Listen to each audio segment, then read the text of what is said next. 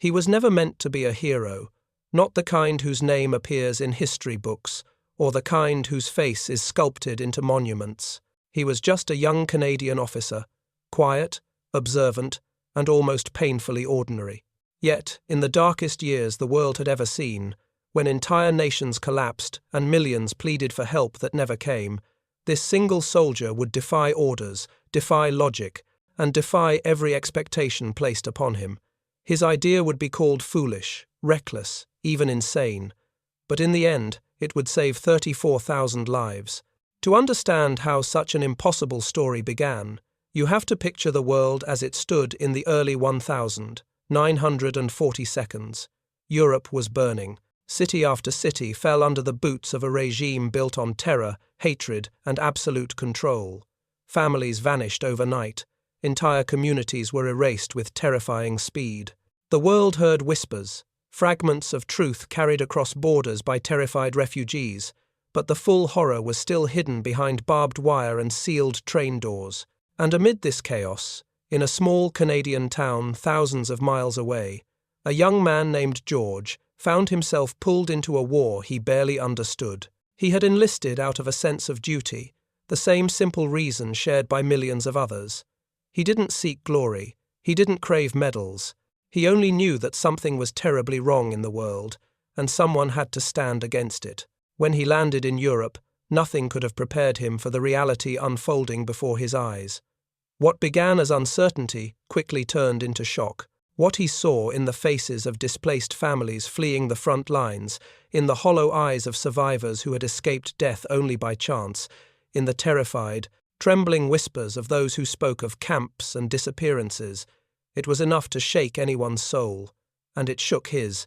George wasn't a commander, but he had something that mattered even more in moments of crisis: conscience. He listened to the stories others ignored.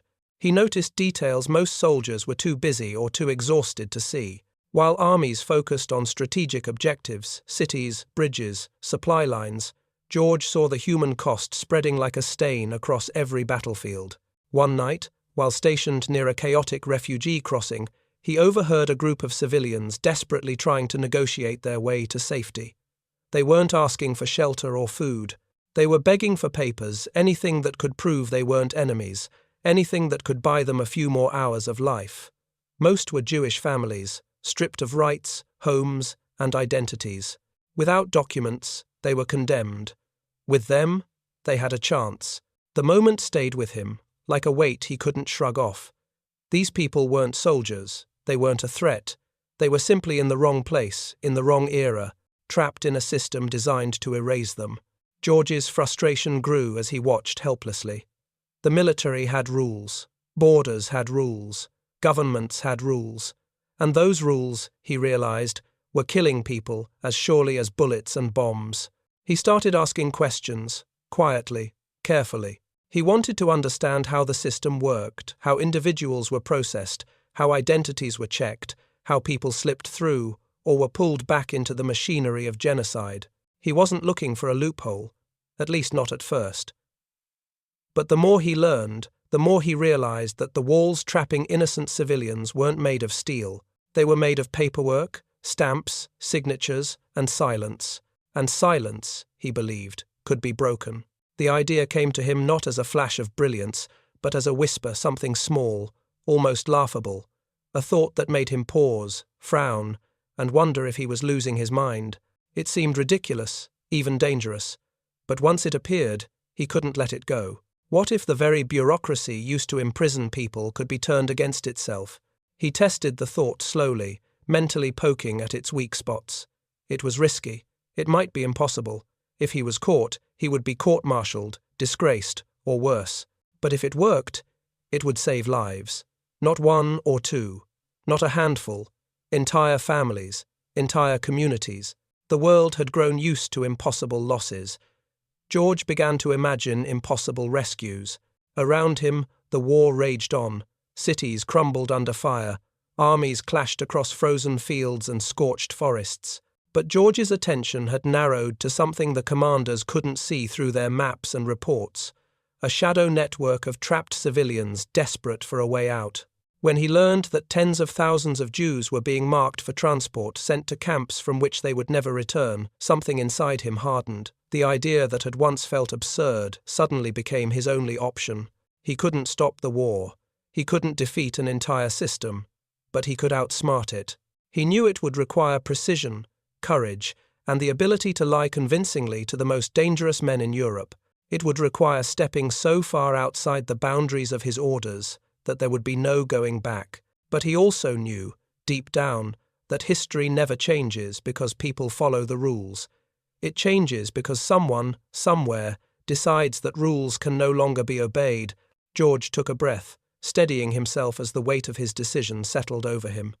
If he moved forward with this, there would be no applause, no recognition, and no guarantee of success. But he could not turn away from what he had seen. Not anymore. And with that, the quiet Canadian soldier stepped into a role he never asked for.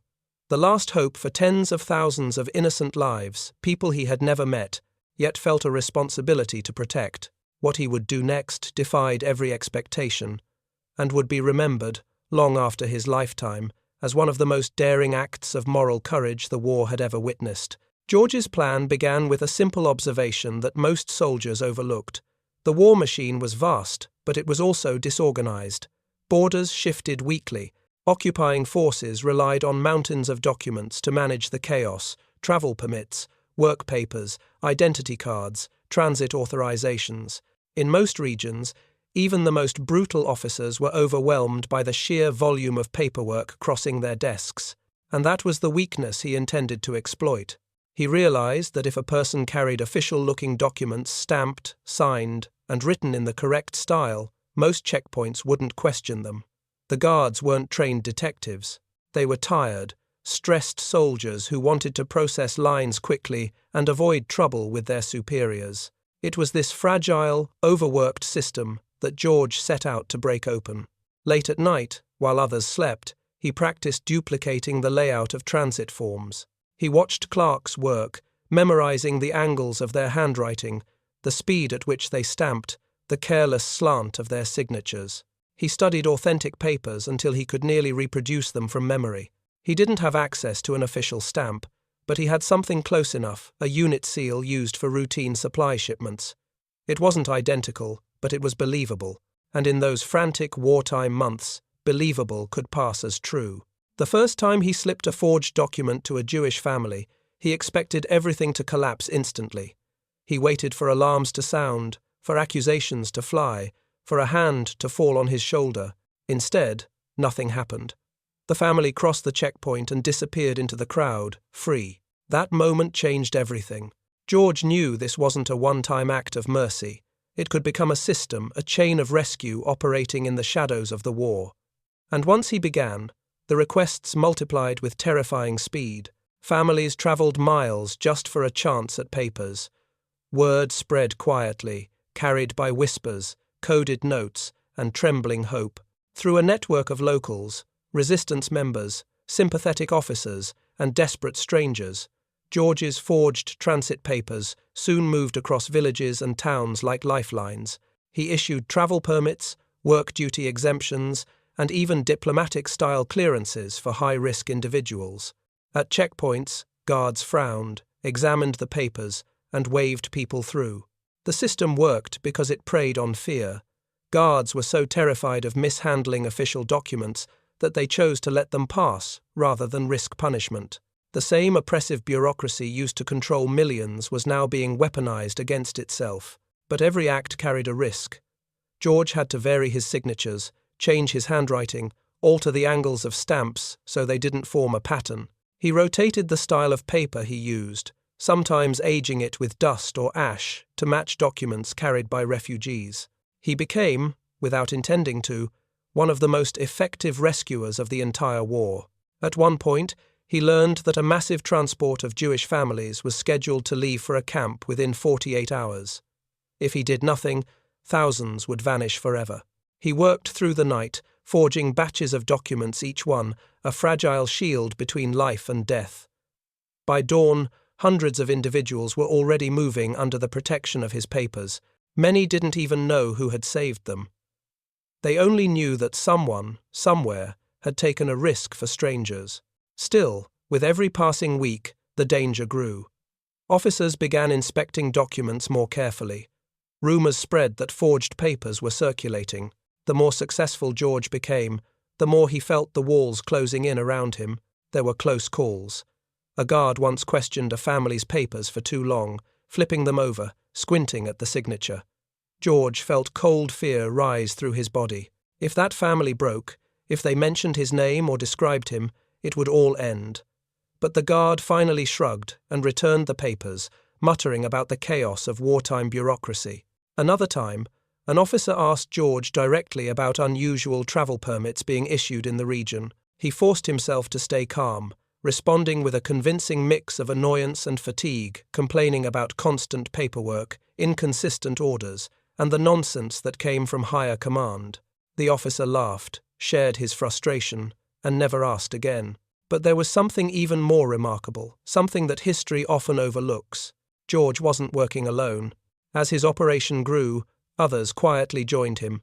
A railway officer who lost transport lists, a clerk who misplaced prisoner records, a driver who, accidentally, dropped off families at the wrong destination. None of them knew the full scale of the rescue effort, but each played a small, crucial part, turning a single soldier's idea into a network of silent defiance. Historians later discovered that even some enemy officers, rare exceptions, but real, chose to look the other way. They saw families clinging to forged papers, saw the hope in their eyes, and decided that one moment of humanity was worth more than blind obedience. In the vast machinery of cruelty, these small acts of mercy became sparks of light. By the final year of the war, George's forged documents had saved around 34,000 Jews, not because he had an army, not because he had power, but because he found a weakness in the system and filled it with courage. Many survivors never learned his true identity. Some believed their rescue was the work of diplomats, or resistance fighters, or lucky mistakes. It wasn't until decades later, when archives opened and testimonies surfaced, that the scale of his quiet rebellion became known. Even today, historians still puzzle over how he managed such a massive operation without being detected. Some say he was lucky, others say he was brilliant, but those closest to the story insist on a simpler truth. He cared more about lives than consequences, and that made him dangerous to the system, but invaluable to the people he saved. His idea might have sounded crazy, yet in a world ruled by fear, cruelty, and rigid obedience, the craziest idea of all was compassion. The final months of the war were a blur of chaos, desperation, and fleeting hope. As Allied forces pushed deeper into occupied Europe, the Nazi regime grew increasingly frantic, desperate to erase evidence of their crimes and tighten control over the shrinking territories they still held. Checkpoints multiplied, patrols intensified, and every forged document George had painstakingly created was suddenly under heavier scrutiny. The risk of discovery skyrocketed. One mistake now could mean death not just for him, but for the countless lives still depending on his courage. Yet, George never wavered. Each morning, he rose before dawn, determined to outsmart the system one more time. His operation had become an intricate dance of timing, psychology, and audacity. He tracked which trains were scheduled to leave, which officers had rotated shifts, and which villages were still vulnerable to inspection. He memorized routes and schedules like a general planning a battle, but his mission was not to capture territory, it was to save souls. In one critical instance, intelligence reached him that a transport carrying more than 1,000 men, women, and children was about to depart from a central station. The papers they had were incomplete, incorrect, and insufficient to satisfy the increasingly suspicious guards. Failure meant certain death for everyone on that train. George acted immediately. He worked feverishly through the night, producing fresh documents, fabricating clearances, and coordinating with local contacts who could guide the families safely. At dawn, the families approached the station, hearts pounding with terror and hope intertwined. Guards inspected the papers meticulously, their eyes sharp, their voices demanding explanations. For a tense, unbearable hour, George remained hidden in the shadows, watching every interaction, every flicker of doubt, every tremor of fear in the faces of the refugees. Then, with a final nod from the head guard who accepted the papers without question, the families passed through. The relief was almost audible, a collective exhale of thousands of hearts spared from the horrors awaiting them elsewhere. Word of George's actions spread quietly among survivors. They didn't know his name, only that some invisible hand had guided them through the storm. For many, those documents were more than paper. They were life itself, a tangible symbol of hope in a world that had almost stopped believing in it. Families whispered stories in villages, passing down the knowledge that someone had risked everything for strangers. And though the war would take more lives, more heartbreak, and more devastation, for 34,000 people, George had rewritten fate. Even after the war ended, George returned home to Canada, unrecognized, uncelebrated. No parades awaited him, no medals hung on his chest. He settled into quiet life, carrying memories few could imagine, and secrets he could never share. Yet those who had survived never forgot. Testimonies began to appear decades later, in memoirs, interviews, and historical records, slowly piecing together the extraordinary impact of a single man's courage. Historians examining the operation now marvel at its audacity. 34,000 lives, saved not through force or might, but through ingenuity, precision, and the simple refusal to accept injustice as inevitable. George had discovered that even in the darkest of times, bureaucracy can be turned into a tool for good if wielded with courage and conscience. He demonstrated that heroism is not always loud or public. Sometimes it is quiet. Sometimes it is hidden in the shadows, a whisper of defiance against the machinery of cruelty. The story of his courage resonates today because it reminds us of a universal truth. One person can matter. One act of bravery, one decision to risk everything for strangers, can ripple through the lives of thousands. It reminds us that morality, even when inconvenient or dangerous, can reshape the world in ways that are impossible to measure at first glance. As we reflect on the lives saved by George's crazy idea, it is impossible not to feel both awe and sorrow. Awe at the courage required to act when silence seemed safer. Sorrow for the millions who were never so fortunate, for whom no forged papers, no act of conscience could alter the course of their fate. And yet, in that sorrow, there is hope, a hope that even amidst systematic horror, humanity can endure, resist, and save lives in ways that are as unexpected as they are extraordinary. George's story also teaches us about the power of individual initiative.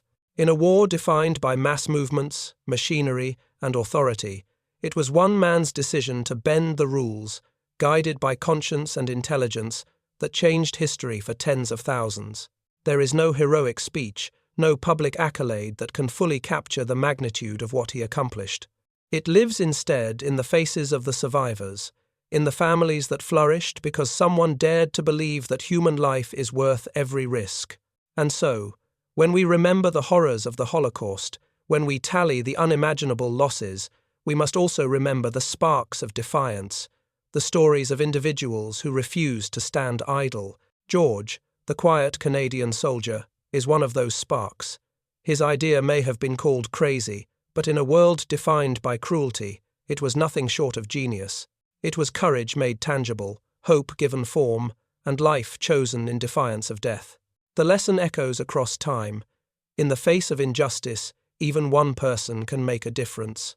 And sometimes, the simplest, most audacious idea, the one that seems impossible, reckless, or foolish, can save thousands of lives, leaving a legacy far greater than any medal or monument could ever capture. George's name may not appear in every history book. His face may not be etched in stone, but the lives he saved and the hope he sparked are eternal. In the end, the world is changed not just by armies or governments, but by the courage of a single individual who refused to turn away from the suffering of others. And that is why, even today, the story of one Canadian soldier's crazy idea continues to inspire. It reminds us that moral courage can outmatch fear, that hope can survive even in the darkest times, and that the choices of one ordinary person can illuminate the path for thousands, leaving a mark that endures forever.